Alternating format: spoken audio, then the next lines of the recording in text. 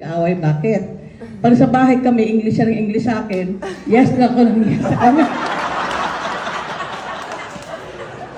Pag nagmumura na ako, tita, that's bad. Mabait si Alexa, mabait. Nakikita ko sarili ko sa kanya, unang-una.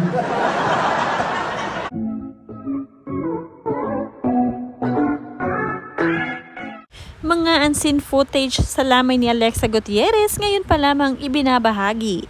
Biyana na si Annabel Rama shares how she loved Alexa like her own and true daughter. At kung bakit nga niya kasundo si Alexa, ang asawa ni Elvis Gutierrez.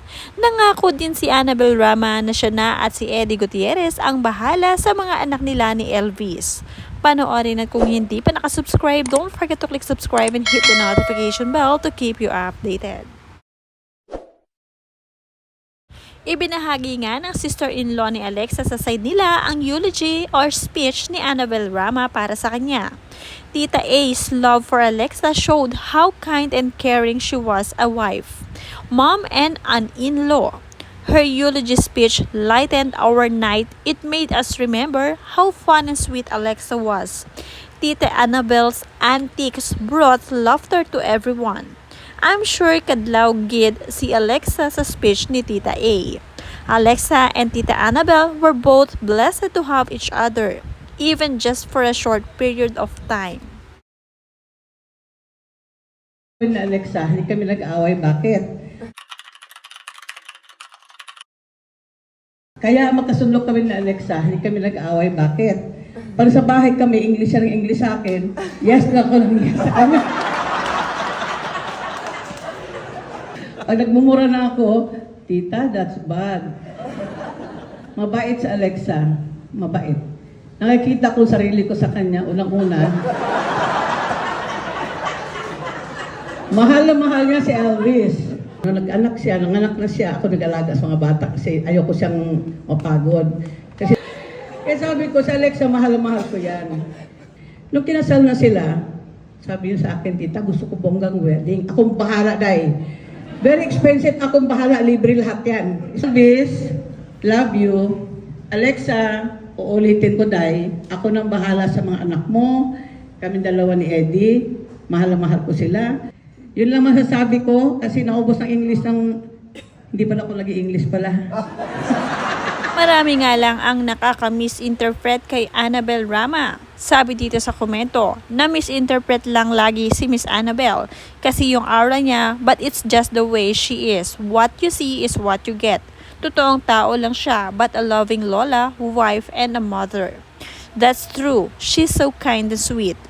True, mabait naman si Annabel at matapang lang. Mahal na mahal nga ni Annabel Rama ang kanyang mga apo at hindi siya umaalis sa tabi ng mga ito. Simula kasi nang ipanganak ito ni Alexa ay siya na mismo ang nag-aalaga at tumutulong kay Alexa para palakihin ang mga ito.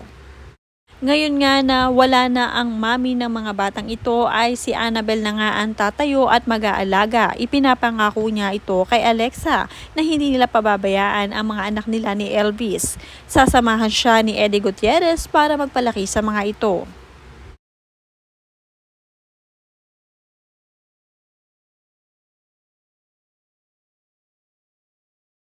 Ibinahagi na rin ng ilan sa mga larawan habang nasa burol ni Alexa ang kanyang pamilya, lalong-lalo na ang Gutierrez family na halos lahat ay nakiramay. Nariyan din sina Monching Gutierrez at ang mga anak nito na sina Janine Gutierrez. Sama-sama silang mag-aama na makiramay sa mga naulila.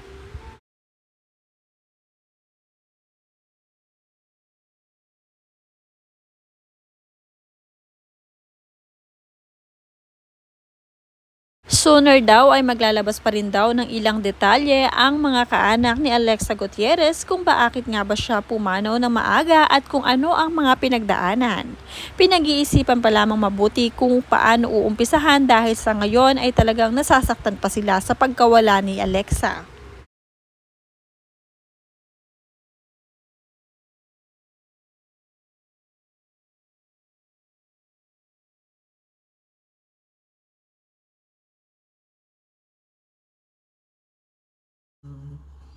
It's been a week since Alexa passed away, and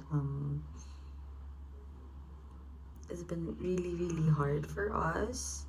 But yun nga, this afternoon, I went to Pampalooza, and a lot of people are asking me what really happened. They've been hearing daw news na okay na si Alexa, and then all of a sudden, bigla na lang yun, she passed away. Me and my father-in-law and my husband, we're planning to make an official statement about what happened in our perspective. Me as a nurse, and then my father-in-law as a main support system for Alexa and Elvis in the hospital. He's been there since day one. Never left Alexa and Elvis's side. And of course, yon, my husband also, because we were really hands-on with Alexa's treatment and treatment plans, the plans that hindi na nga natuloy. So yun, one of these days, I'm gonna post about it. And yes. Ang mga anak ni Rufa Gutierrez gabi-gabi rin ay nasa burol ng kanilang tita Alexang mahal na mahal. Sabi nga dito ni Lorene, our family won't be the same without you. And we are all so broken from this, it's impossible to express. I promise to do my best to take care of your daughters, my sweet baby cousins, and remind them every day that their mommy is an angel. Their mommy loved them so much. I have so much I want to say, but no words can encompass how massive of a loss this is for anyone who knew your beautiful spirit. I will do my best to continue making you proud, and thank you for being there for me every step of the way. I love you, I love you, I love you so much. Tita Alexa.